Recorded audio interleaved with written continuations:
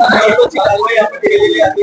या कारवाईबद्दल काय माहिती आहे? आरोपी कुठले आहे? आणि माहिती काय? टीईटी पेपरला जरूर कारवाई आहे. नेमकी आपली कारवाई. प्रथमतः सर्वांचं स्वागत. यामध्ये कोंडगाव पोलीस स्टेशन मध्ये ही आज सकाळी कारवाई करण्यात आलेली आहे.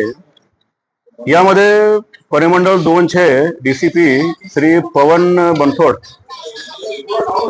यांना गोपनीय बातमीदारातर्फे माहिती मिळाली की 28 तारखेला जी टीईटी होणार आहे, म्हणजे शिक्षक पात्रता परीक्षा किंवा टीचर्स एलिजिबिलिटी टेस्ट जी होणार आहे, त्याचे पेपर काही लोक विकायला भिवंडीत येणार आहेत अशी गोपनीय बातमीदारातर्फे माहिती मिळाल्याने डीसीपी झोन 2 पवन बनसोड आणि त्यांची टीम यांनी एक ट्रॅप लावला. त्या ट्रॅपच्या अनुषंगाने सकाळी साधारण 10 दरम्यान जागेवर तिने ट्रॅप लावला. त्यामध्ये 3 लोक हे पेपर विकण्यासाठी, जो उद्या होणार आहे टीईटीचा पेपर विकण्यासाठी आलेले त्यांना आढळले. त्यांना जी पूर्व माहिती मिळाली होती त्या अनुषंगाने त्याचा ट्रॅप लावला. ते 3 लोकांना ताब्यात घेतलं. त्यांच्या अंगझडतीमध्ये त्यांच्याकडे एकूण उद्या जे पेपर होणार आहेत त्याचे 4 सेट हे पेपर मिळाले. त्याचबरोबर इतर वस्तू, mobile, debit card, credit card वगैरे हे मिळालं. त्यामुळं आम्हाला खात्री करण्यासाठी त्याचे 4 पेपर जे मिळाले होते ते शिक्षण विभागाचे वरिष्ठ अधिकारी यांना तत्काळ संपर्क करण्यात आला आणि त्यांच्याकडून व्हेरीफाय केलं.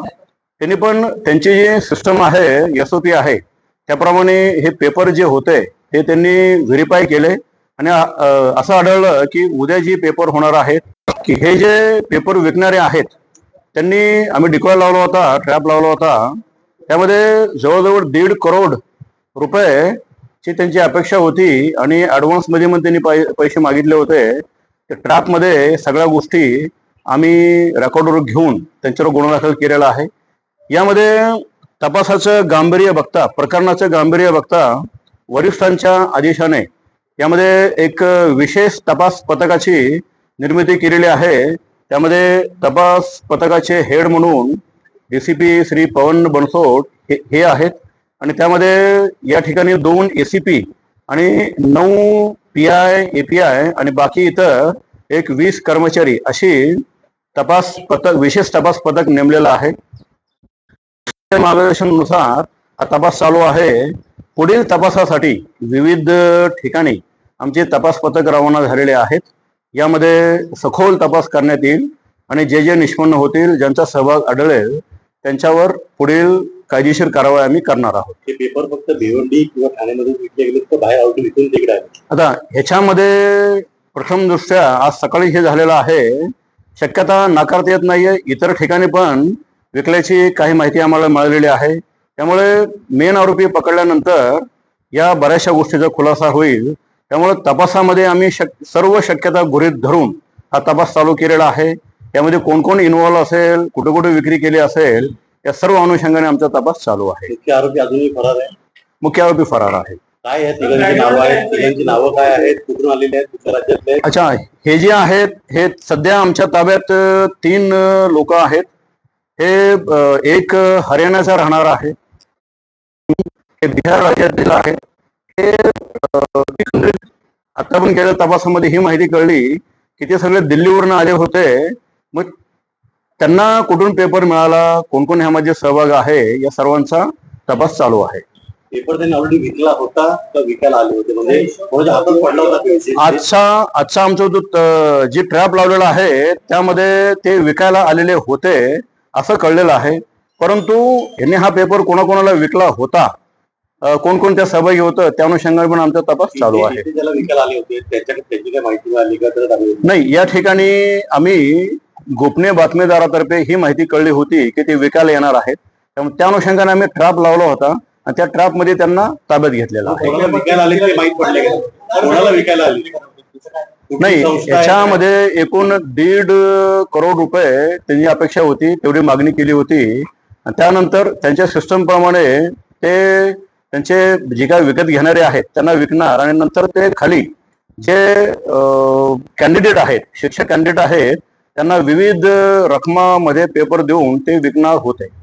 हे कोणाला विकणार? आता एक मराठीमध्ये लाईव्ह झालं सॉरी प्लीज.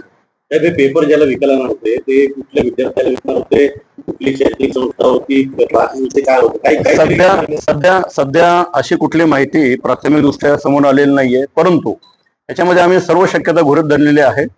याच्यामध्ये जे काही त्यांचे प्रॉस्पेक्टिव्ह बायर्स असतील किंवा इतर जे कोचिंग सेंटर्स असतील, हे सर्व शक्यता तपासामध्ये आम्ही गृहीत धरलेली आहे. शिक्षकांचा सहभाग नाही, असं कुठलं आतापर्यंत आढळलं नाहीये. हे जे पेपर होते, हे पेपर जे होते हे दिल्लीवरनं हे लोक घेऊन निघाले होते. हे फक्त भिवंडी पुरते मर्यादित नाहीत. यामध्ये शिक्षण विभागाची जी पद्धत आहे त्याप्रमाणे पूर्ण राज्यासाठी SOP तयार करून हे पेपर सेट करतात. त्यामधील हे पेपर त्यांनी दिल्लीवरनं आणलेले होते. नाही, यामध्ये आतापर्यंत केलेला प्राथमिक तपास आहे. आता फक्त FIR दाखल झालेला आहे, पंचनामा केलेला आहे. यामध्ये ज्यांचा सहभाग असेल त्या सर्व तपासामध्ये या सर्व गोष्टी काही दिवसांनी तुम्हाला सांगू. आता सध्या सर्व शक्यता मात्र आम्ही गृहीत धरलेल्या आहे. आरोपींची नावं, आरोपी नाव देतो आम्ही तुम्हाला. बॅकग्राऊंड काय, म्हणजे शिक्षक किती शिक्षक काय हे ह्याच्यामध्ये यापूर्वी केंद्रीय विद्यालयामध्ये सर्व्हिस लावण्यासाठी दुसऱ्या एका आरोपीला त्यांनी पैसे दिल्याचं कळलेलं होतं. त्यानंतर इतर पण आरोपी हे जे आहेत यापूर्वी एक वेळा परीक्षा दिलेली आहे, ते नापास झाले होते. आणि हे जे आरोपी आहेत त्यांचा पूर्व इतिहास, त्यांना कुठून मिळालं ते पण आम्ही सर्व माहिती आम्ही घेणार आहोत.